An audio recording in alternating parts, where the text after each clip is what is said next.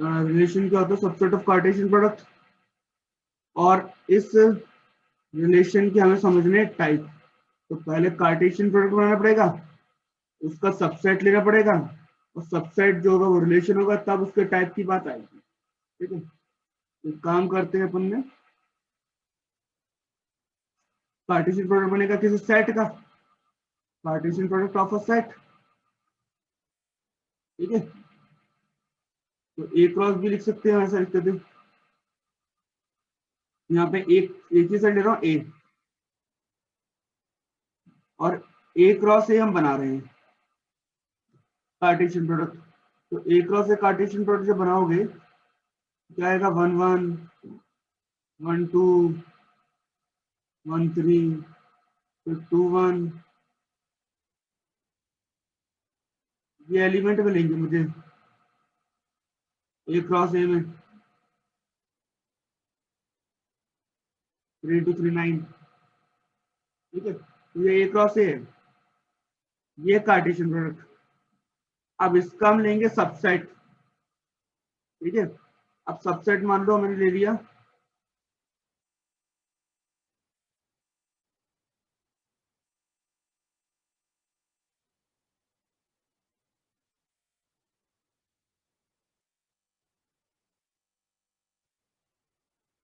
ये ले लिया सबसेट, तो ये है तो इसी का सबसेट। अब ये जो रिलेशन का ये सबसेट है, ये है रिलेशन, तो इसको हमने क्या नाम दिया, आर। ठीक है, अब ये आर नाम का जो सेट है, रिलेशन सेट है, इसका टाइप समझना, इसका टाइप क्या है। ठीक है, तो हम इतनी बात तो समझ आ गई कि ठीक है, पार्टी एक सेट दिया होगा, उसका हम कार्टेशियन प्रोडक्ट निकालेंगे, और उसका सबसेट होगा आपका रिलेशन। बट ये जो रिलेशन है कौन से टाइप में लाई करेगा, कौन से टाइप में जाएगा, ये हम जानना चाहते हैं। ठीक है, उसके टाइप आएंगे। सबसे पहला टाइप होता है रिफ्लेक्सिव। रिफ्लेक्सिव में क्या होता है कि आर नाम का जो सेट है, आपका जो रिलेशन है, रिलेशन सेट जो आपने बनाया हुआ है आर, उसमें से एक पेयर, ठीक है, उसमें कुछ कंडीशंस होंगी। जैसे रिलेशन जो आर नाम का सेट है तो वो सबसेट ए क्रॉस ए का, तो हम क्या करेंगे, ए में से कोई एक एलिमेंट उठा लेंगे। ठीक है, ए में से कोई एक एलिमेंट उठा लेंगे, तो ए में मेरे पास जितने एलिमेंट हैं उन सबकी बात कर रहा हूँ। तो ए में मेरे पास एलिमेंट थे अभी कितने, 1 2 3। तो मेरे पास ए में से कोई एक एलिमेंट उठाऊंगा तो मेरी वैल्यू ए भी होगी, वन भी होगी, 2 भी होगी, 3 भी होगी। तो जैसे मैंने 1 उठाया, तो मेरा रिलेशन जो है, 1 का रिलेशन खुद 1 से होना चाहिए, मतलब 1 1 नाम का पेयर होना चाहिए। अगर 2 में पेयर करूंगा तो 2 2 नाम का पेयर होना चाहिए। 3 लेंगे तो 3 3 नाम का पेयर बनना चाहिए, और ये जो पेयर है ये आर में आना चाहिए। तो जितने एलिमेंट ए में हैं उन सब के खुद के साथ पेयर बनना चाहिए, और जो पेयर तो बनेगी ऑब्वियस बात है, लेकिन कार्टेशियन प्रोडक्ट में, लेकिन हमें वो सारे के सारे पेयर कहाँ चाहिए, रिलेशन में चाहिए, आर नाम के सेट में। अगर आर नाम के सेट में ये तीनों नंबर आ रहे हैं, क्योंकि ए में 3 नंबर है, तीनों नंबर अगर आर में आ रहे हैं, तो ये जो सेट है हमारा वो कहलाएगा कि हाँ ये रिफ्लेक्सिव रूल को फॉलो करता है। ठीक है, ये जो रिलेशन सेट है ये रिफ्लेक्सिव है। तो रिफ्लेक्सिव मतलब खुद से ही कनेक्ट करता है, तो ए के सारे एलिमेंट खुद के साथ कनेक्टेड है, 1 1 के साथ, 2 2 के साथ में, 3 3 के साथ में। तो ये ए के एलिमेंट खुद के साथ ही कनेक्टेड है, यानी कि ये जो हमारे पास रिलेशन सेट बन रहा है वो रिफ्लेक्सिव है। ठीक है, दूसरा नंबर होता है सिमेट्रिक। दूसरा नंबर होता है सिमेट्रिक। सिमेट्रिक में क्या करते हैं, हम एक एलिमेंट उठाते हैं आर में से, ए कॉमा बी। तो आर में से जितने भी एलिमेंट हैं, कोई सा भी, ठीक है, अगर ए कॉमा बी हम उठाते हैं तो बी कॉमा ए मिलना चाहिए। अगर ए कॉमा बी एग्जिस्ट करता है, ए कॉमा बी है, तो बी कॉमा ए मिलना चाहिए, किसमें, आर में। उसका अपोजिट तो हम क्या कहेंगे, एक जैसे हैं,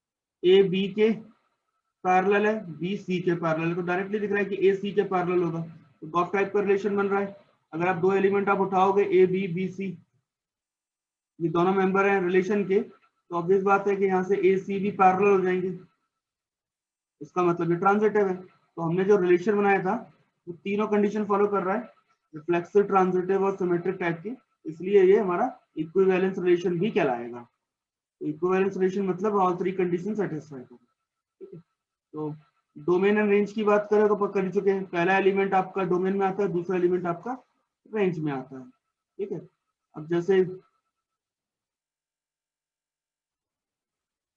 मान लो ये ए क्रॉस ए सेट है, ये बी सेट है, ए क्रॉस बी बना दिया है, तो हमने इसका बाय डेफिनेशन सबसेट जो होगा वो रिलेशन होगा, चलो ये सबसेट ले लिया है।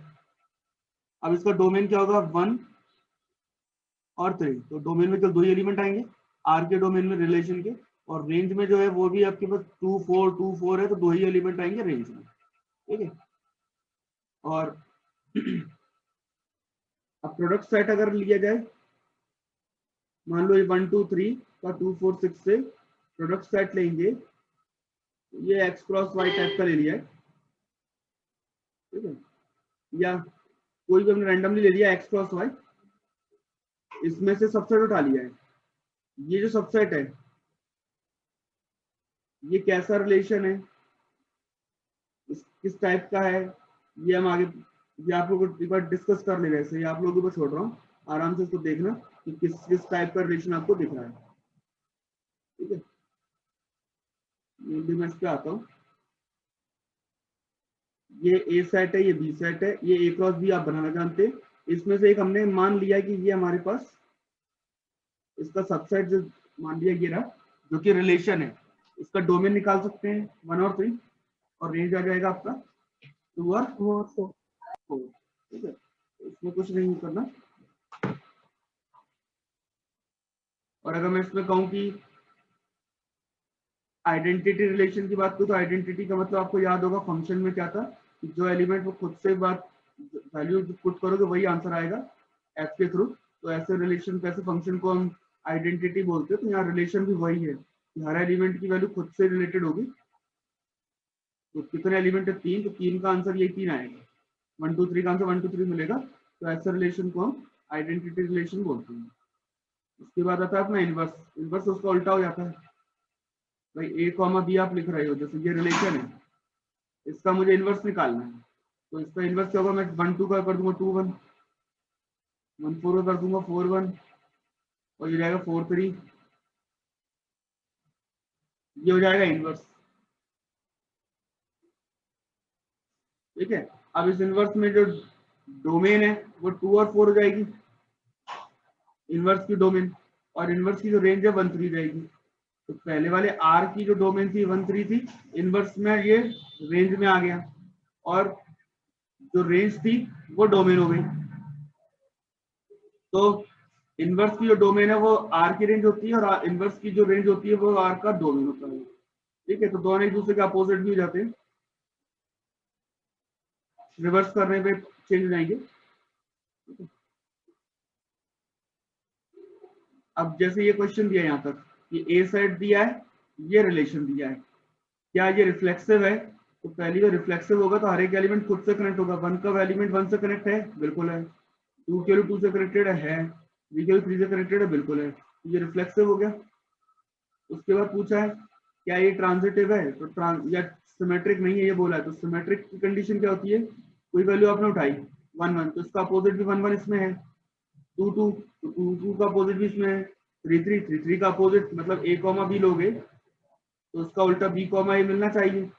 अब जैसे मैंने 1 2 उठाया, तो इसका उल्टा 2 कॉमा 1 भी तो आर में होना चाहिए ना, है इसमें नहीं है, अगर इसमें हम देखेंगे तो नहीं है ना इसमें 2 कॉमा 1, इसका मतलब ये जो है वो सिमेट्रिक नहीं है, एक वैल्यू भी मुझे मिल गई जो इसमें लाई नहीं करती है, तो वो कंडीशन ही फॉलो नहीं करेगा, पूरा सब पे करना चाहिए फॉलो, ठीक है।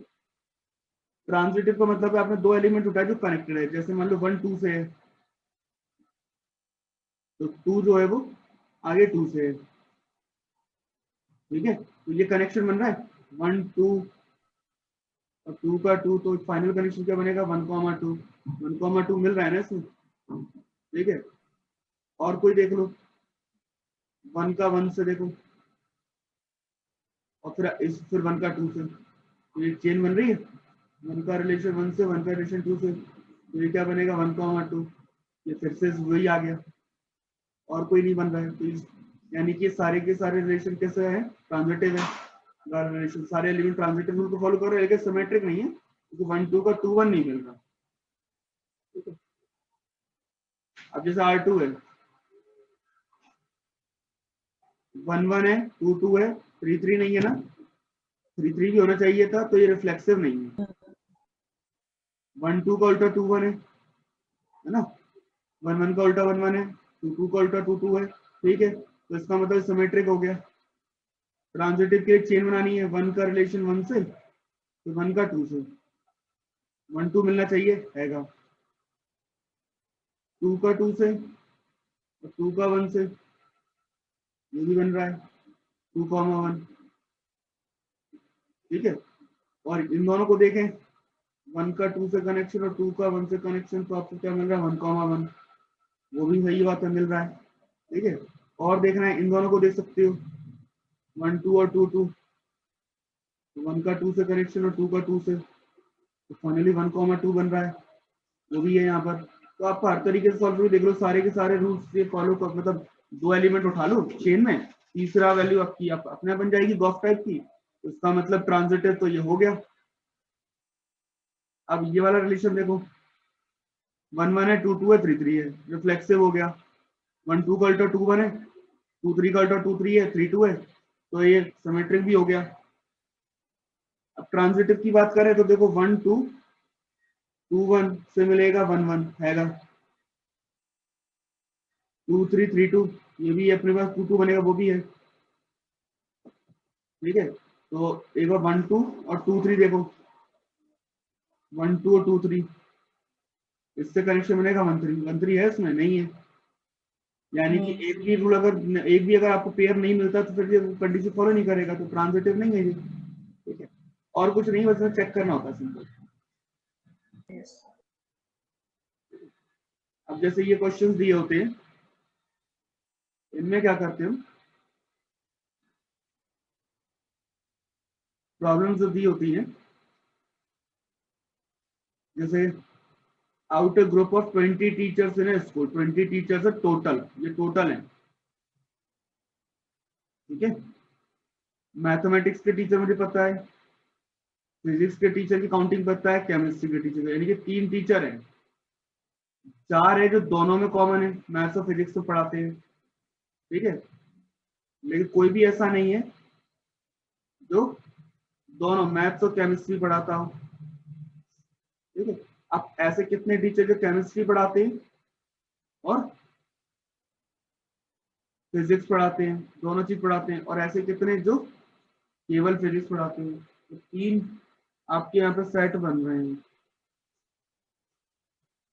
यहाँ पर जो है 3 कंडीशन बन रही है, एक मैथ्स वाला, एक फिजिक्स वाला, एक केमिस्ट्री वाला, ठीक है।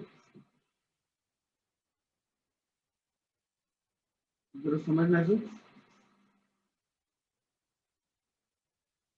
तो मैथ्स वाले टीचर कितने टोटल, 10 है, फिजिक्स वाले 9 है, 7 जो है केमिस्ट्री है। लेकिन आप पहले क्या करते हो, सबसे पहले आप कोशिश करते हो जो तीनों में कॉमन हो, पहले उससे लिखने की कोशिश करते हैं। तो अगर हम देखें यहाँ पे कोई भी ऐसा टीचर नहीं है जो मैथ्स भी पढ़ाता और केमिस्ट्री पढ़ाता हो, तो ऑब्वियस बात है मैथ्स और केमिस्ट्री में तो कोई कॉमन टीचर है नहीं, और तीनों का भी कोई कॉमन टीचर नहीं दिखाई दे रहा, मुझे बताया उन्होंने, ठीक है। तो तीनों में कुछ कॉमन नहीं होगा ना भाई, जब 2 में कॉमन नहीं है तो 3 में कैसे हो जाएगा, है ना। मैं तुम्हें कहूँ कि ऐसे कितने टीचर जो मैथ्स भी पढ़ाते हो, फिजिक्स भी पढ़ाते हो, केमिस्ट्री पढ़ा सकते हो, तो ऐसा कोई भी नहीं है। क्यों नहीं है, क्योंकि ऐसा कोई टीचर नहीं जो मैथ्स और केमिस्ट्री एक साथ पढ़ाता हो। फिजिक्स केमिस्ट्री वाले तो होंगे, मैथ्स केमिस्ट्री वाले हो सकते हैं, देखो केमिस्ट्री फिजिक्स वाले तो होंगे, मैथ्स केमिस्ट्री वाले होंगे, लेकिन मैथ्स और फिजिक्स मैथ, ठीक है। ऐसा लेकिन मैथ्स और केमिस्ट्री वाला कोई नहीं है, ठीक है। तो यहाँ पे तीनों का कॉमन तो एक भी नहीं है, पहली बात समझे, तीनों में कॉमन कोई नहीं है, ये चीज तो क्लियर हो गई एक चीज। ठीक है, पहले सबसे पहले लिखते हैं तीनों का कॉमन पार्ट। हमेशा जब भी पहले डायग्राम बना, डायग्राम में तीनों का कॉमन पार्ट भर दो। उसके बाद फिर आ जाए 2 कॉमन, 2 पार्ट कॉमन। तो एक मैथ्स है, ये फिजिक्स है, ये केमिस्ट्री है। तो पहले 4 टीच मैथमेटिक्स एंड फिजिक्स। तो मैथ्स और फिजिक्स के कॉमन कितने हो गए? 4। ठीक है, उसके बाद उन्होंने बोला है कि अब किसके निकाल, अब आपको किसके बताने हैं? देखो, मैथ्स और केमिस्ट्री, इन दोनों में तो साफ कह दिए कि इनमें कुछ भी कॉमन नहीं है। ठीक है, अब आपको बचा कौन? ये वाला पोर्शन, तो ये मुझे पता नहीं है अभी। ठीक है, तो सबसे पहले बढ़ते हैं ऑल 3, फिर हम फिलअप करते हैं 2 वाले पोर्शन। ठीक है, उसके बाद फिर हम फिल करते हैं 1 वाला पोर्शन। तो ओनली 1। अब मैथ्स वाले कितने हैं टोटल? 10। 10 में से एक बात बताओ, मैथ्स वाले पोर्शन में, इस मैथ्स वाले गोले में देखना कितने नंबर भरे हुए हैं आपके? 4, 0 और 0। मैथ्स वाला सर्कल देखो, यस सर। मैथ्स वाले सर्कल में तो 3 ही नंबर भरे हुए, 4, 0, 0। और जबकि टोटल कितने मैथ्स के टीचर? 10। तो 10 में से आपने कुछ टीचर तो पहले ही फिल कर दिए ना, तो ओनली मैथ वाले आपके पास आ जाएंगे जो बचे हुए हैं। ये हमने केवल इतना ही पार्ट भरा है, ओनली वाला। ठीक है, ऐसे ही फिजिक्स वाला आप पोर्शन देख लो। फिजिक्स वाले टोटल कितने हैं? 9। 9 में से आपको पहले 4 माइनस करना पड़ेगा। 4 आपने लिख दिए, तो बचे कितने? 5। 5। और भी आपने फिल कर दी, तो एक्स मुझे पता नहीं, तो उसको माइनस करनी पड़ेगा। तो ये हो गया ओनली फिजिक्स। ठीक है, इसके बाद अब बचे कौन? केमिस्ट्री। केमिस्ट्री। वाले सर्कल को देखो, इसमें से जो पहले से फिल है उनको माइनस कर दो, तो आ गया ओनली केमिस्ट्री। तो आपने क्या किया? अलग अलग सेक्शन का वैल्यू कैलकुलेट किया है। मतलब ये 6 है, 6 जो है वो केवल इतने पोर्शन का आंसर नंबर है। ये इतने ही पोर्शन है जो ओनली वाले मैथ्स हैं, जो केवल मैथ्स पढ़ाते हैं, कुछ और नहीं पढ़ाते। ये 6 है। ठीक है, इसके बाद ये जो 7 माइनस एक्स है वो ओनली केमिस्ट्री है। ये डबल सब्जेक्ट वाले नहीं, ओनली केमिस्ट्री वाले, इनके अलग है बिल्कुल। ठीक है, फिजिक्स वाले जो है 5 माइनस एक्स है, जो ओनली फिजिक्स है। तो हमने जो अभी किया वो ओनली ओनली वाला पार्ट किया अलग अलग। ठीक है, तो ऐसा लिख करके क्या है कि हम आसानी से कैलकुलेट कर सकते हैं। हर एक हिस्से का अलग कैलकुलेशन। जैसे ये वाला जो पोर्शन है, ये जो पोर्शन है जिसमें 0 है, तो इस पोर्शन की वैल्यू मुझे अलग पता है। ठीक है, ऐसे ये जो पोर्शन है इसकी वैल्यू मुझे अलग पता है कि 4 है। ये वाला जो पोर्शन इसकी वैल्यू अलग पता है कि x है। तो इतने अलग अलग जो पार्ट्स हमारे दिख रहे हैं, जब हम सर्कल बनाते हैं तो हमारे जो पार्टीशन होते हैं, तो पहला पार्ट ये हो गया, दूसरा पार्ट, 3, 4, 5, 6, 7, तो 7 पार्ट्स हमारे जो बनते हैं, उन 7 पार्ट्स का हम अलग अलग वैल्यू कैलकुलेट करते हैं। ठीक है, ताकि किसी का मिक्सअप नहीं हो। तो मिक्सअप है तो उसे हटाते जाते, माइनस करते जाते, और ऐसे हमारे पास अलग अलग पार्ट्स बन जाते हैं। और ये सारे के सारे पार्ट्स मिल करके क्या बनाएंगे? टोटल, है ना? सारे पार्ट्स मिलकर क्या बनाएंगे? टोटल। तो अब एक काम करो, इसका टोटल करो जरा। सभी नंबर्स दिख रहे हैं? कौन कौन से नंबर दिख रहे हैं? 6, 4, कितना होगा? 10 प्लस 5 15 प्लस 7 22 हैं? 22 22 और ये प्लस एक्स माइनस 2x और माइनस 2x, तो कितने आ गए? इक्वल टू 22 माइनस x ये हो गया टोटल। जबकि क्वेश्चन के अकॉर्डिंग टोटल कितने टीचर थे? 20। 20। इसका मतलब ये 20 कब होगा? जब x की वैल्यू क्या होगी? 2। तो ऑब्वियस बात है, इक्वल टू 20 रख दो, सॉल्व करके देख लो, एक्स की वैल्यू क्या जाएगी? 2 आ जाएगी। क्या लॉजिकली डायरेक्ट बता दो कि आप कितने हो सकती है? ठीक है ना? तो एक्स की वैल्यू 2 आ गई, तो एक्स आपने क्या माना था? फिजिक्स एंड केमिस्ट्री दोनों का common part, physics and chemistry की कॉमन पार्ट तो माना था हमने, Yes, sir. एक्स, और एक्स वैल्यू कितनी आई 2, यानी कि फिजिक्स और केमिस्ट्री दोनों पढ़ाने वाले टीचर की काउंटिंग हो गई 2। इसके अलावा इन्होंने क्या पूछा है, ओनली फिजिक्स, तो ओनली फिजिक्स वाला सेक्शन देखो, ओनली फिजिक्स को कितने हैं 5 माइनस एक्स, 3. हाँ, 3 teachers are only physics. Only chemistry बोलते तो कितने होते, only chemistry Sir, 5. 5. 5 only chemistry, ठीक है, ये हो जाता है अपना पूरा फाइनल। इसमें बस डायग्राम बनाना है और डायग्राम के अकॉर्डिंग सॉल्व करना है। एक और देखो, एक सर्वे है जिसमें बताया है कि 74% इंडियन जो है वो ग्रेप्स लाइक करते हैं और जबकि 68% बनाना। अब आपको दो ही चीज दी है, ग्रेप एंड बनाना, परसेंटेज में दिया हो चाहे किसी में दिया जाए, तो ग्रेप्स एंड बनाना, ठीक है। अब परसेंटेज की बात कर रहे हैं तो ऑब्वियस बात है परसेंटेज मैक्सिमम कितने हो सकती है, 100 से ज्यादा तो हो नहीं सकता, 100. ठीक है। तो ग्रेप्स और बनानास की अगर बात कर रहे हैं तो ये तो 74 है और दूसरा 68 है, तो दोनों का टोटल ऑब्वियस बात है ना कि 100 से ऊपर जा रहा है, ऐड करके होता कितना ऊपर जा रहा है, कितना जा रहा है ऊपर 100 से 42, क्योंकि पॉसिबल नहीं है, इसलिए पॉसिबल इसलिए हो गया क्योंकि हमने दोनों में जो कॉमन पार्ट था वो काउंट कर लिया, कॉमन पार्ट है वो डबल काउंट हो गया है, वो 42 था, ठीक है, इसलिए हो गया। टोटल वैसे था कितना 100 था और 42 इसलिए ऊपर हुआ क्योंकि ये वाला डबल काउंट है 42। तो हमारे पास जो है पूछा बोथ वाली कंडीशन बोली है ना, तो बोथ वाली कंडीशन तो वही है जो एक्स्ट्रा जा रही है ऊपर। अब जैसे ये है 60 स्टूडेंट में मैथ्स और साइंस और बोथ, ठीक है, तो यहाँ पे बोथ कंडीशन दी है ना, पहले आपको पहले बोथ भरो, मैथ्स और साइंस का दो ऐसे सर्कल बन जाएंगे, बीच में सबसे पहले आएगा दोनों की बोथ कंडीशन। अब मैथ वाले कितने हैं 40. 40 पूरे नहीं भरोगे ना, मैथ के गोले में 40 कम, मतलब 24 कम करने पड़ेंगे, कितने बचेंगे 16. ऐसे साइंस वाले गोले में 24 भर चुके हैं, उन्हें कितनी थी 36, कितने आएंगे 12, 12. ठीक है। अब इन्होंने क्या पूछा, क्या बताओ मैथ्स ओनली वाले कितने हैं 16. 16, साइंस ओनली वाले कितने निकलेंगे 12. 12।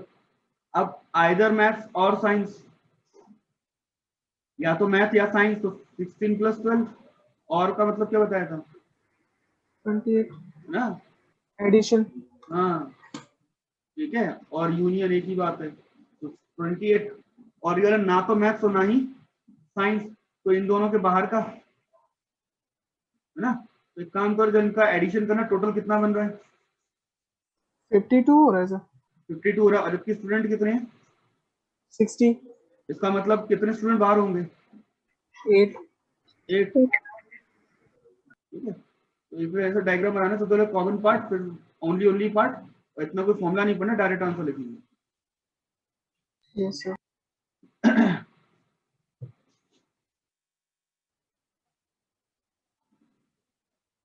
ये देखो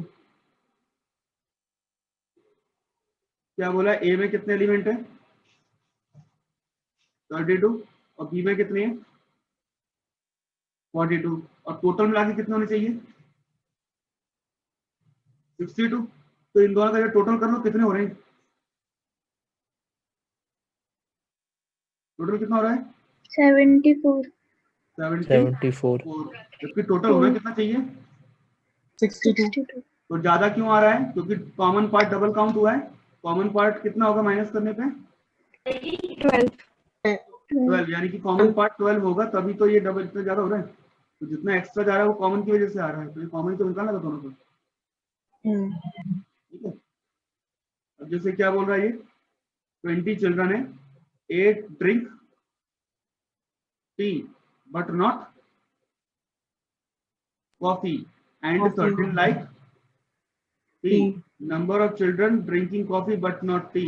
तो यहाँ पे तो कुछ ऐसा कुछ नहीं, आपको सर्कल बना लो, एक टी हो गया, एक कॉफी हो गया, तो a drink tea but not coffee, यानी कि ओनली टी हो गया, ये हो गया ओनली, ठीक है, ओनली टी हो गया ये। और सर्टेन लाइक टी, तो टी वाले जो सर्कल में टोटल कितने बच्चे आएंगे, 13 आएंगे, तो 13 कैसे आएंगे, 8 लिख चुके हम पहले से, अब कितने और एक्स्ट्रा आएंगे यहाँ पे, 5, तो इस तरीके से ये 2 पोर्शन बन जाएंगे। और तीसरा पोर्शन अभी मुझे पता नहीं है, बस मुझे पता है कि तीनों का टोटल करने पर आंसर क्या जाएगा, टोटल आ जाएगा, तो जब तीनों का टोटल क्या होगा 20 13 प्लस एक्स, तो 13 प्लस एक्स कितना होना चाहिए 20 20, तो एक्स की 20 ये हो गया ओनली कॉफी। उन्होंने क्या पूछा है, drinking coffee but not T, यानी कि ओनली कॉफी तो हो गया,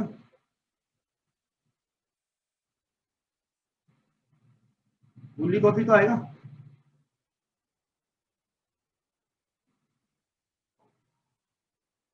ठीक है, तो कितने आएंगे ओनली कॉफी वाले, 7।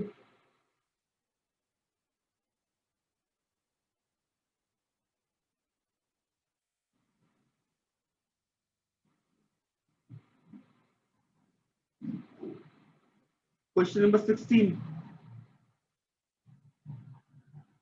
एक टाउन की पॉपुलेशन है 50,000 इसमें से न्यूज़पेपर एक्स पढ़ने वालों की काउंटिंग दी है, वाई की दी है और दोनों की दी है, ठीक है, और किसकी पूछी है, बोथ की, नॉट रीडिंग, तो पहले तो दोनों सर्कल एक्स और वाई, पहले तो कॉमन पार्ट भरते हैं, दोनों वाले कितनी है 4000, फिर उसके बाद एक्स की पोर्शन कितनी है टोटल में से 28 में से आपने 4000 पहले फिलअप कर चुके हो, बचे कितने 24 ऐसे वाई वाले पोर्शन में 23 है और 4000 फिल कर चुके हैं 19,000 इन तीनों का टोटल करो कितना बनेगा, 50,000 बनना चाहिए, 50,000 आ रहा है क्या 47 आ रहा है 47 47 आ रहा है, तो इसका मतलब कुछ लोग होंगे जो बाहर होंगे, जो पेपर ही नहीं पढ़ते होंगे, ना तो एक्स ना ही वाई, कितने लोग बाहर जा रहे हैं 3000, क्या पूछा है, number person not reading x and by both, 3000 लोग हैं जो इस सर्कल में लाई नहीं कर रहे हैं, यानी कि ना तो वो एक्स पढ़ रहे ना ही वाई पढ़ते हैं, ये वाले टाइप के ज्यादा करने क्वेश्चन, वाला भी अच्छा है, 19 वाला लास्ट में करेंगे, ठीक है, इसको थोड़ा दिमाग लगाना, 19 नंबर का बहुत अच्छा क्वेश्चन है, तो दिमाग लगाना नहीं होगा, इसको कल समझाते हैं, बहुत अच्छा क्वेश्चन है, लेकिन